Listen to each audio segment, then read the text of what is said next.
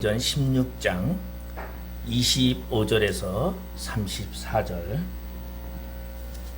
우리 함께 같이 합독하도록 합니다. 한밤중에 바울과 실라가 기도하고 하나님을 찬송하며 제수들이 듣더라. 이에 갑자기 큰 지진이 나서 옥토가 움직이고 문이 곧 다 열리며 모든 사람의 메인 것이 다 벗겨진지라. 간수가 자다가 깨어 옥문들이 열린 것을 보고 제수들이 도망한 줄 생각하고 칼을 빼어 자결하려 하거늘 바울이 크게 소리질러 이르되 내 몸을 상하지 말라. 우리가 다 여기 있노라 하니 간수가 등불을 달라 하며 뛰어들어가 무서워 떨며 바울과 실라 앞에 엎드리고 그들을 데리고 나가 이르되 선생들이여 내가 어떻게 하여야 구원을 받으리까 하거늘 이르되 주 예수를 믿으라. 그리하면 너와 내 집이 구원을 받으리라 하고 주의 말씀을 그 사람과 그 집에 있는 모든 사람에게 전하더라. 그 밤 그 시각에 간수가 그들을 데려다가 그 맞은 자리를 씻어주고 자기와 그 온 가족이 다 세례를 받은 후 그들을 데리고 자기 집에 올라가서 음식을 차려주고 그와 온 집안이 하나님을 믿음으로 크게 기뻐하니라. 아멘. 예, 오늘은 우리 이스라엘의 7대 절기 중에 하나인 맥주 감사절, 다시 말해서 성경 구약에서 나오는 그러한 맥주 감사 주일입니다. 이 맥주 감사 주일은 첫 열매 주일이라 그렇게 이야기를 하고요. 이 맥주 감사 주일은 사실은 이스라엘에서는 추수 감사에 해당하는 그래서 첫 수확을 거둬서 보리, 그리고 한 달 뒤에 40일 뒤에 밀이라는 것을 걷게 됩니다. 그래서 먼저 거둔 보리를 하나님께 드리는, 그래서 이것을 영적으로는 우리는 예수 그리스도의 부활이다. 그래서 예수님께서 죽으심으로 장사되고 무교절, 죄를 다 땅에 묻으신 것처럼 예수님께서 무덤으로 내려가셔서 우리의 죄를 담당하시고 모든 것을 담당하고 무덤에 들어가셨다가 부활하신 첫 열매로 부활하신 예수님 자신이 부셔지면서 깨지면서 첫 부활의 날, 그래서 우리는 맥주절을 영적으로는 고린도를 표현을 해서 예수 그리스도의 부활의 날이다 그렇게 이야기를 합니다.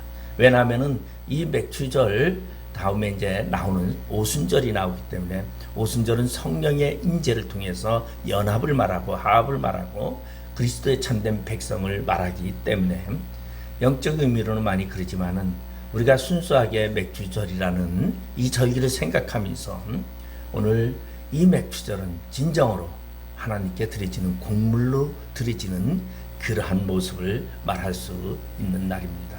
그래서 우리는 이것을 우리의 한 해 동안에 지금까지 지켜주신 하나님께 첫 열매, 바로 하나님께 거둬들인 그러한 첫 열매로 드리는, 우리의 신앙의 첫 열매로 드리는 그러한 영적인 표현으로 본다면 우리가 한 해 동안에 주님께서 지금까지 지켜주셨던, 전반기 동안에 우리의 지켜주셨던 그 하나님을 감사하는 마음으로 오늘 우리가 맥주절을 지키면서 감사의 힘이라는 제목으로 우리가 함께 은혜를 나누고자 합니다.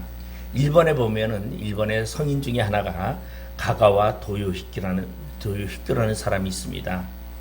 이 사람은 기생의 아들로 태어나가지고 아버지가 누군지 알지도 못하고 자랐습니다. 그래서 그는 어려서부터 자라면서 가슴에 상처를 안고 살 수밖에 없었습니다. 그러던 그가 어느 날 예수를 믿게 되었고, 그리고 자신이 어떠한 사람인가를 깨닫게 됐습니다. 그래서 그는 미국에 있는 프린스턴 신학에 가서 공부를 하고, 그리고서는 목회자가 되어서 일본 고베 지방에 있는 빈민굴에 들어가서 14년을 봉사하면서 그는 살게 됩니다. 그리고 그는 스스로 빈민굴의 밑을 닦아주는 사람이다 그렇게 자처를 했습니다. 그래서 그 사람을 향해서 한 말이, 신학의 하나의 단어가 있는데 학문의 신학이라는 그러한 용어가 나오게 됩니다. 스스로의 상처를 보듬고 그리고 그 아픔을 딛고 일어나 많은 사람들에게 돌보는 자가 될 수 있었던 것은 자신의 자신의 발견을 했고 그리고 자신이 감사의 은혜 안에서 살 수 있었다는 것을 알았기 때문에 그는 일본의 굉장히 유명한 그런 가가와 도요히키라는 사람으로서 그는 일본의 바울이라 그렇게 그는 표현이 되어진 그러한 사람입니다.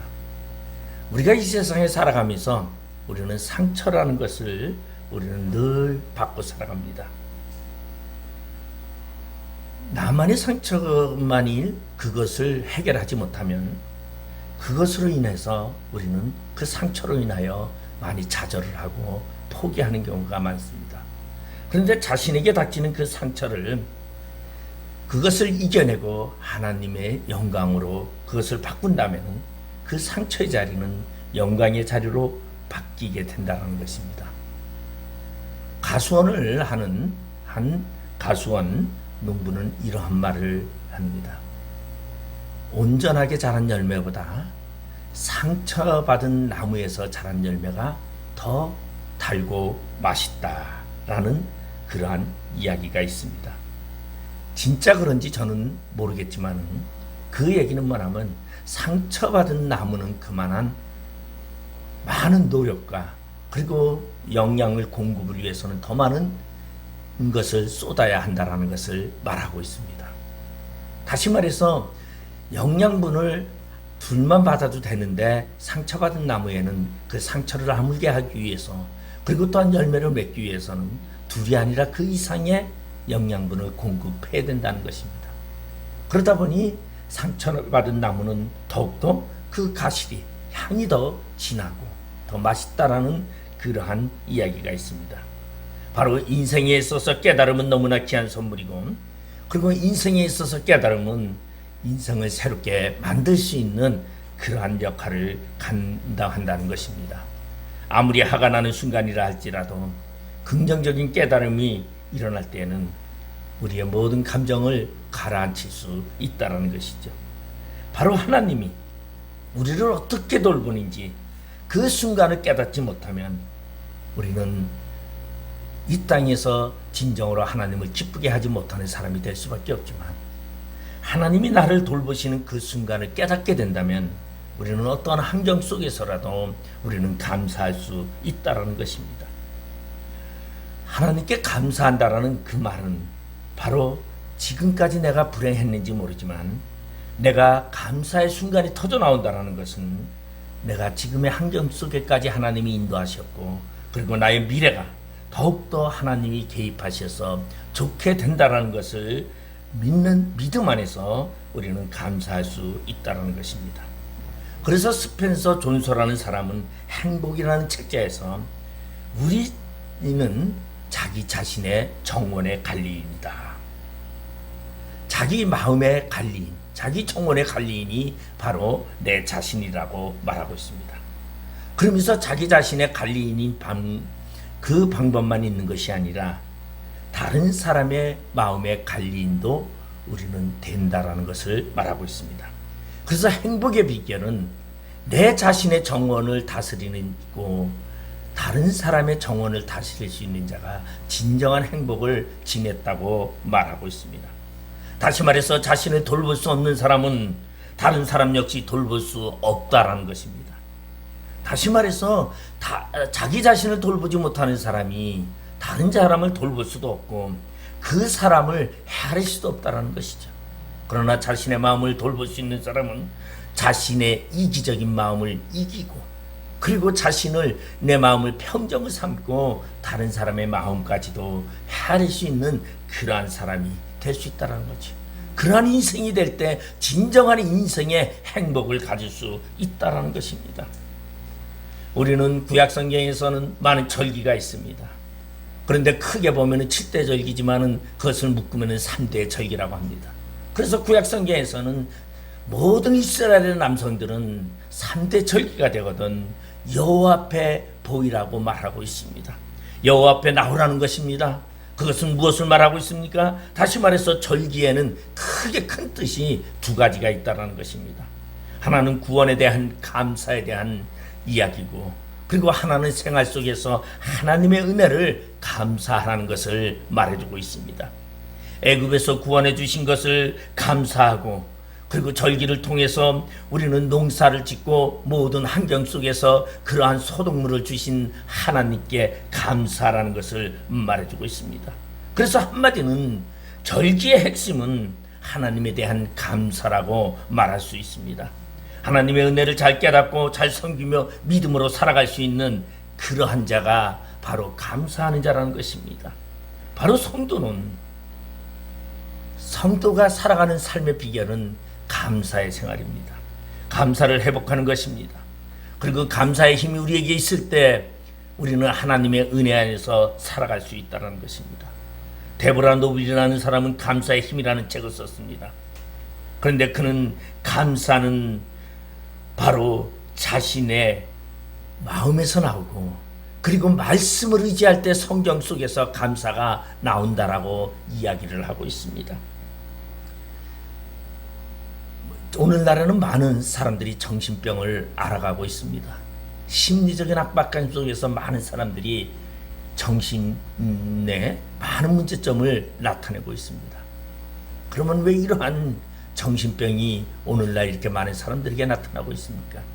그 이유는 제임스라는 신학자는 이렇게 말했습니다. 생태계를 무너뜨린 결과였다. 다시 말해서 하나님의 창조 섭리를 무너뜨린 인간에게 다가온 재앙이라고 말하고 있습니다. 인간의 진정한 행복은 하나님의 창조 질서를 지키는 것이고, 하나님의 마음을 헤아리는 것이고, 하나님의 섭리를 따를 때에 인간에겐 진정한 행복이 다가온다는 것입니다. 그런데 그러한 인간이 하나님의 창조 질서를 파괴하고, 그리고 자신의 이익을 위해서, 자신의 이기적인 마음을 위해서 자연을 파괴했던 그 결과가 도리어 인간에게 정신적인 피해를 가져다 준다고 말하고 있습니다. 그러면서 이 제임스 심리학자는 모든 치유는 성경 속에 있다라고 말하고 있습니다. 그렇습니다. 우리가 살아가는 우리의 삶 속에 진정한 우리의 삶의 행복은 성경 말씀 안에 있다는 것입니다. 그 성경 말씀은 바로 우리를 감사하게 살고 은혜롭게 살게 하고, 그리고 하나님께 찬양하며 살아가게 하는 그러한 방법을 가르쳐주고 있다는 것입니다. 오늘 성경에서 감사의 힘에 대해서 이야기하고 있는 한 부분을 오늘 저는 소개를 하고 있습니다. 대부분이 맥주 감사절이면은 구약의 절기를 많이 설교를 합니다. 근데 저는 오늘 사도행전 16장에 나와 있는 바울과 실라가 감옥에 갇혔던 그 이야기를 통하여 우리의 감사의 힘을 함께 생각해 보려고 합니다. 바울과 실라는 빌립보 지방에 복음을 전하러 가게 됩니다. 그런데 그 빌립보 지방에 가니까 한 귀신 들린 여종 하나를 만나게 됩니다. 그리고 그는 귀신이 들려서 점을 치고 있습니다. 그리고 그 여종을 데리고 주인은 그 여종을 점치게 하고 그 여종을 통해서 돈을 벌고 있었습니다. 귀신에 사로잡힌 이 여종은 많은 사람들에게 귀신에 사로잡혀서 점들을 쳐주고 점괘를 보여줍니다. 그것이 너무나 불쌍했던 바울과 실라는 그 여종을 불쌍히 여겨서 주님의 능력으로 그 병을 고쳐주게 됩니다. 그런데 고침받은 이 여종이 더 이상 점을 치지 않게 됩니다. 그러자 주인은 그 여종으로 통해서 얻어지는 이익이 없어질 수밖에 없었습니다. 그래서 이 화가 난 주인은 바울과 실라를 붙잡아서 거짓말로 가나에 고발을 합니다. 그리고 로마의 관리들은 사실 조사도 하지 아니하고 바울과 실라를 붙잡아서 매를 치고, 그리고서는 감옥에 가두어 든든히 지키게 하고 있습니다. 우리 바울과 실라의 기분을 한번 생각해 볼 필요가 있습니다. 마음은 상할 대로 상했습니다. 억울함에 치가 떨릴 것입니다. 그리고 바울이 자신의 로마권이 시민권을 가지고 있는 그것을 당장 보여주면서 관리를 처벌하고도 싶었을 것입니다.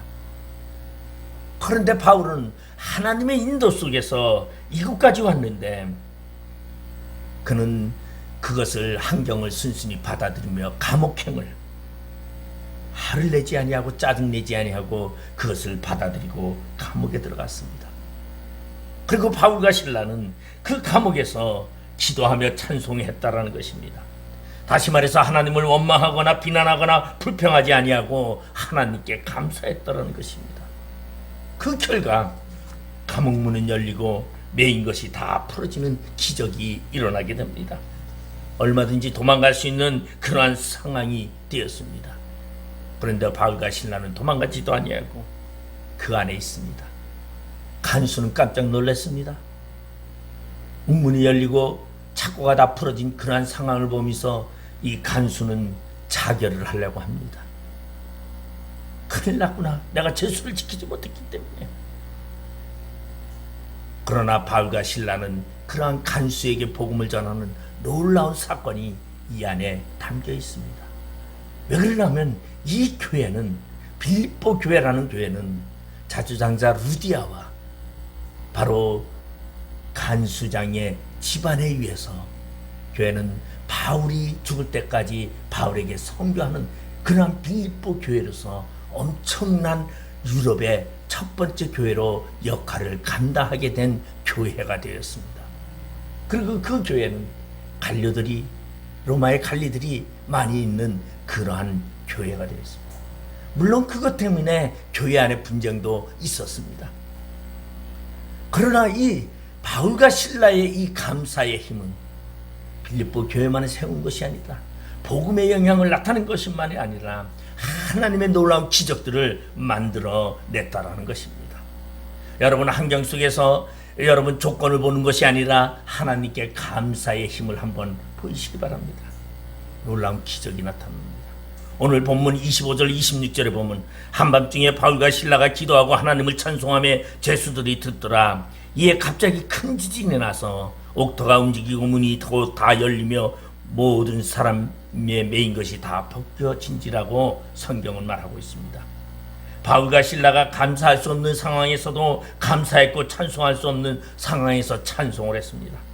그랬더니 그 순간 큰 지진이 일어나 옥토가 움직이고 문이 곧 다 열리고 모든 사람의 매인 것들이 다 벗겨지게 되었다는 것입니다. 도저히 인간의 방법으로는 생각할 수 없는, 도저히 있을 수 없는 그러한 기적의 역사가 일어난 것입니다.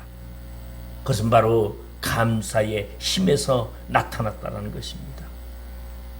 제가 예화 집에 보니까 이러한 예화가 하나 있어요. 어느 개척교회 목사님이 개척을 하고 있는데 사모님이 위가 좋지 않아서 병원에 갔더니 이암이라는 진단을 받았다고 합니다. 그러니까 사모님이 그 충격을 받고 너무나 말할 수도 없고 조차 그러고서는 먹는 것도 미움도 먹지 아니하고 모든 것이 원망으로 나타나더라는 것이, 한참 이럴 나이에 병이 걸려서, 그리고 지금까지 고생만 했던 그 남편 목사님이 원망스러웠습니다. 내가 지금까지 고생만 했는데 하나님은 나에게 이러한 병까지 주다니, 그리고 하나님을 향해서 원망까지 하게 되었더라는 것입니다. 남편 목사님은 너무나 고민이 생겼습니다. 그렇지 않아도 힘든데, 성도들도 많지 않고 그 성도들의 문제 때문에도 많이 힘든데, 같이 협력해야 할 사모가 원망하고 그리고 암에 걸려서 불평을 하니까 너무너무 힘든 이 목사님은 밖에 나갔다가 자기의 은사이신 한 신학교 교수를 만나게 되었습니다. 그래서 교수님에게 이야기를 하게 되죠. 어떻게 하면 좋겠습니까? 내가 목회를 간둬야 될까요? 그때 그 교수님이 목사님에게 이러한 말을 했다고 합니다. 노트를 하나 사서 그리고 볼펜과 함께 사모에게 갖다 주어서 감사할 일이 있거든 조그만 것부터 다 사소연한 것을 한번 써보라고 그렇게 하십시오. 그래서 그는 노트를 하나 사다가, 그리고는 볼펜을 하고 좋은 걸 사다가 사모에게 갖다 주면서, 여보, 당신에게 좋은 일이 있거든, 감사할 일이 있거든 한번 하나님께 써보십시오. 그랬더니 사모님이 벌컥 화를 내더라고요.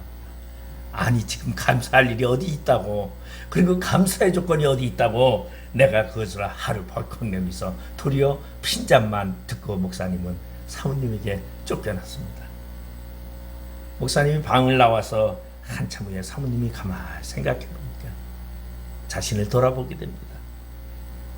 그러고서 노트를 펴고 자신의 감사할 조건이 무엇이 있는가 써보기 시작을 합니다. 그랬더니 지금까지 감사가 없는 줄 알았던 나의 인생 속에 그 노트를 가득 채워갈 수 있는 그러한 감사가 자신에게 있게 되더라는 것입니다. 그때 그 사모님은 그 감사를 알고 하나님께 불평했던 것을 회개하고, 그리고 내가 더욱더 주를 위하여 일해야 되겠다고, 그리고 더욱더 열심히 주변의 사람을 찾아다니면서 감사의 인사를 하게 됩니다. 내가 비록 죽더라도 내가 지금까지 살아온 이 인생 속에서 사람들을 만나게 하고 하나님을 알게 했던 그분들에게 감사의 인사를 하며 복음을 증거하고자 그는 열심히 돌아다니고 열심히 일했습니다. 그 결과 얼마 지나서 병원에 갔더니 건강이 엄청나게 좋아졌고, 그리고 암이 없어졌더라는 그러한 이야기를 듣게 됩니다. 물론 이건 하나의 예화책에서 나오는 그러한 이야기죠. 그 사모가 비록 암에 걸려서 힘들고 어려운 환경 속에서도 하나님께 감사했더니 그 감사를 통하여 자신의 인생에 변함이, 기적이 나타나게 되더라는 것입니다. 여러분, 이러한 감사는 형편이 좋아서 하는 것이 아닙니다. 감사는 조건이 하나도 없을 때에, 그러할 때에도 불구하고 하는 것이 감사라는 것입니다. 우리 안희자 권사님이 오늘 대표 기도를 하면서 하박국 3장 7절의 말씀을 했습니다. 무화과나무가 무성치 못하며 포도나무에 열매가 없으며 감람나무에 소출이 없으며 밭에 먹을 것이 없으며 우리의 양이 없으며 애양간에 소가 없으며, 없을지라도 나는 여호와로 인하여 즐거워하며 나의 구원의 하나님으로 인하여 기뻐하리로다고 말하고 있습니다. 이 하박국 선지자의 이 고백은 지금 이스라엘이 패망하고 있습니다. 그리고 이스라엘이 다 바벨론의 포로로 잡혀가고, 그리고 참 비참한 인생을 살아가는 그 환경 속에서도 하나님의 구원과 그리고 하나님으로 인한 즐거움이 자신에게 있기에 이 고백을 하게 됩니다. 여러분, 감사라는 것은 어떠한 환경에, 좋은 환경 속에서 감사가 아니라 하나님이 있기에 우리는 감사할 수 있다는 것이에요. 하나님이 나와 함께하기에 나는 인생의 삶이 즐겁다는 것입니다. 그리고 하나님으로 인하여 나는 기뻐할 수 있다는 것입니다. 비록 내 환경은 힘들고 어렵지만은, 오늘 바울과 실라는 감옥에 갇혀서 힘들고 어렵지만은 그래도 하나님과 함께 동행함을 감사하며 찬양했더니 놀라운 기적이 일어날 수밖에 없었습니다. 여러분, 우리도 하나님께 감사하며 찬양하시기 바랍니다. 여러분, 우리의 삶 속에 기적이 일어나게 된다는 것입니다. 오늘 본문 30절 31절에 보면 그들을 데리고 나가 이르되 선생들이여 내가 어떻게 하여 구원을 받으리까 하거늘 이르되 주 예수를 믿으라 그리하면 너와 내 집이 구원을 받으리라 하고, 여러분, 감사에는 구원의 역사를 일으킵니다.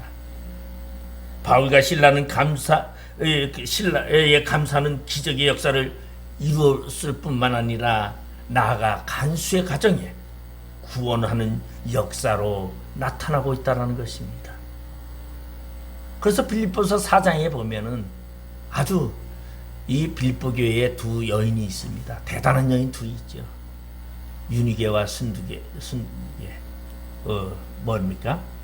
아주 그냥 저기 한 사람은 재정을 빵빵히 가지고 있는 자주장사 여사장님이고, 한 사람은 관리의 부인으로서 권력을 가지고 있는 사모님입니다. 그러다 보니까 자연적으로 그 교회는 두 여인이 서로 그렇게 힘에 대한 표현이 많이 있었어요. 그래서 바울은 그 두 여인에게 그렇게 말합니다. 자중하라고. 교회를 위하여. 감사할 때에는요, 역사가 일어나지만 감사하지 아니하고 불평할 때에는 분란이 일어날 수밖에 없다라는 것입니다. 오늘 바울과 실라가 감사를 했더니 자신에게 기적만 일어난 것이 아니라 주변의 사람들에게 구원의 역사가 일어나게 됐다는 것입니다. 내 개인적으로 어떤 기적을 체험하는 것도 매우 중요합니다. 좋습니다. 그런데 그보다 더 중요한 것은 이웃에게 구원의 역사를 체험하게 하는 것이 더 중요하다는 것입니다. 우리 누가복음 17장 11절에서 19절에 보면은 10명의 나병 환자 이야기가 나옵니다. 그 10명의 나병 환자는 자신들의 소원이 바로 나병이 낫는 것이었습니다.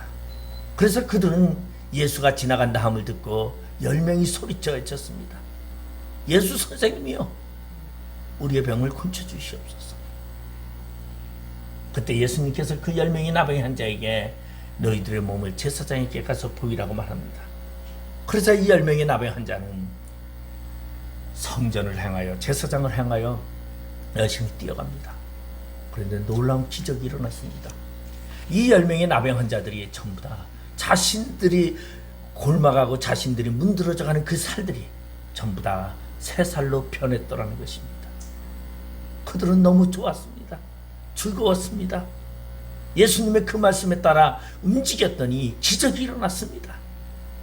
그런데 놀라운 것은 그 중에 한 명만이 예수께 돌아와 감사했더라고 말하고 있습니다.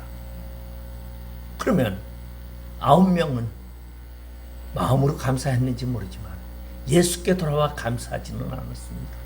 왜? 그들에게는 자신들의 꿈과 미래가 더 소중했습니다. 빨리 내가 제사장에게 몸을 보이고 내가 집에 돌아가서 사랑하는 식구들과 함께 거해야 되겠다는 소원이 있었습니다. 어떠한 사람은 내가 그동안 이루지 못했던 그러한 사업을 내가 빨리 해야 되겠다고 생각하고 자신의 몸을 보이고 사업을 위해서 뛰어갈 수도 있었습니다. 그런데 사마리아 사람 한 사람만이 그 모든 것을 미뤄두고 예수께 돌아와 감사하였다고 말합니다. 그때 예수님께서는 그 사람에게 이러한 말을 했습니다. 일어나 가라. 내 믿음이 너를 구원하였느니라.